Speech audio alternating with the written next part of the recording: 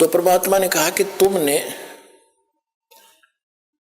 इनकी क्या हालत कर रखी है। परमात्मा ने कहा कि तू, ये तेरे भाई बहन है सारे, और निकम्मे तेरे पर विश्वास करके आ गए तेरे साथ, तो ऐसा जुल्म। तो इसने क्या कर रखा है, वहां ठगता है आपको। आज आपको ये बताया जा रहा है कि आपको कैसे लूटा जा रहा है, कैसे आप ही भिखारी बन गए।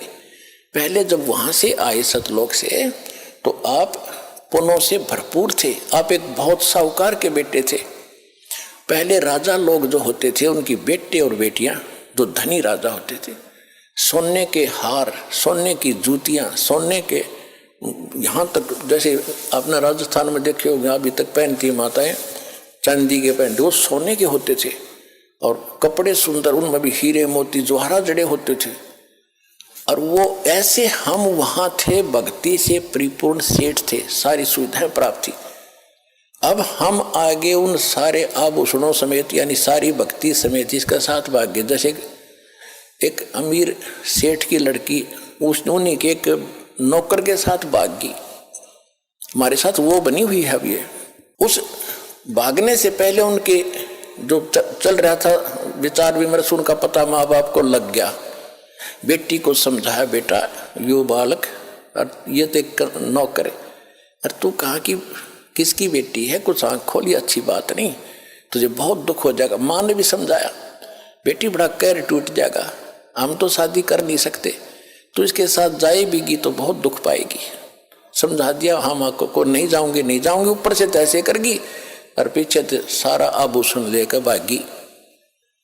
अब वो तो शराबी को अभी बकवादी आदमी जाकर अपना रहने लगे कि चाहे वो जो सारा वो लेगी थी धन, पहले तो वो खर्च करवाया, शराब पीवे, उन्हें पीटे छेते, वह जान जो गिरी ना वापस।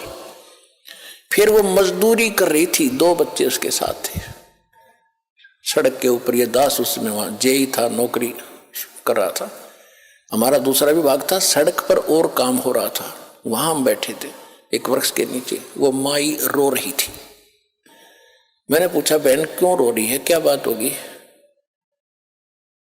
उसने फिर अपना सारा दुख बताया कि मैं एक बहुत बड़े सेठ की, साहूकार की बेटी थी, और जो मेरा पति है ये वहां नौकर था, और मेरे माँ ने बहुत समझाया मुझे, मेरा अकल नहीं आई, मैं इसके बाद तम आकर इसके सारा धन लेकर भाग गई। बहुत सा धन, पहले तो धन खर्च करवाया मेरे से, मारा पीटा, 2 बालक हो गए। अब भी शराब पीता है मुझे, मैं नौकरी या मजदूरी करती हूँ, जाते इनको छीन लेगा। टाइम पर टूक भी नहीं है, रो रही अपने कर्मों को।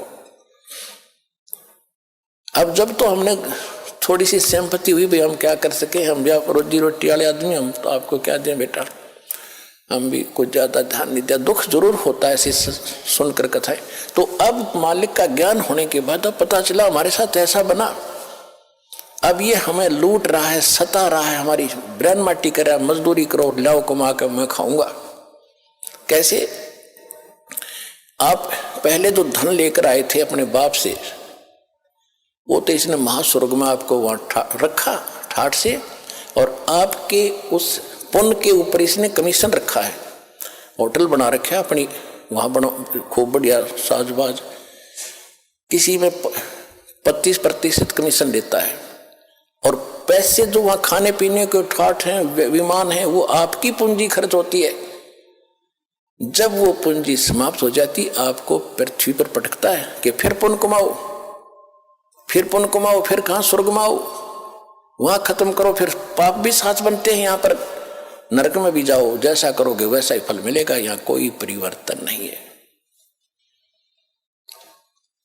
अब परमात्मा ने आके बताया, होए होए, परमात्मा ने कहा, रे जालिम, ये जुल्म कर रखा तेने, हैंड टू माउथ कर दिए कि सेठ के बेटी बेटा बेटी थे, और तेने के जुल्म कर रखा है। इनसे मजदूरी कराता है, मौज तू मार रहा है, तेरे देवता मार रहे हैं, ब्रह्मा विष्णु महेश क्या है, ये भी आप कमाई कराते हैं तुमसे। इनके लोक में गए, स्वर्ग में तुम्हारी पूंजी पुण्य की खत्म हुई, इनका कमीशन फिक्स्ड है, पैसे तुम्हारे होंगे। सब होटल खोले बैठे यहाँ पर, कई कंगाल देश में, लोक में, 21 ब्रह्मांड के अंदर। फिर वहां से खत्म होते, फिर जाओ नीचे, जबरदस्ती फेंक देंगे। एक दिन भी ना रखे विष्णु अपने घर में, अपने श्लोक में, तुम कितना प्यारा लगता हो तुम्हें, पुण्य खत्म हुए, पल भाग यहाँ से। कौन रोक का बीमारी ने? तो तुम कहाँ उठोगे? उस अपने पिता के घर पर जाके, वहां फिर कोई नहीं आपको भगाएगा, सीने से लगाएगा, सारे सुख देगा। उस सतलोक चलो।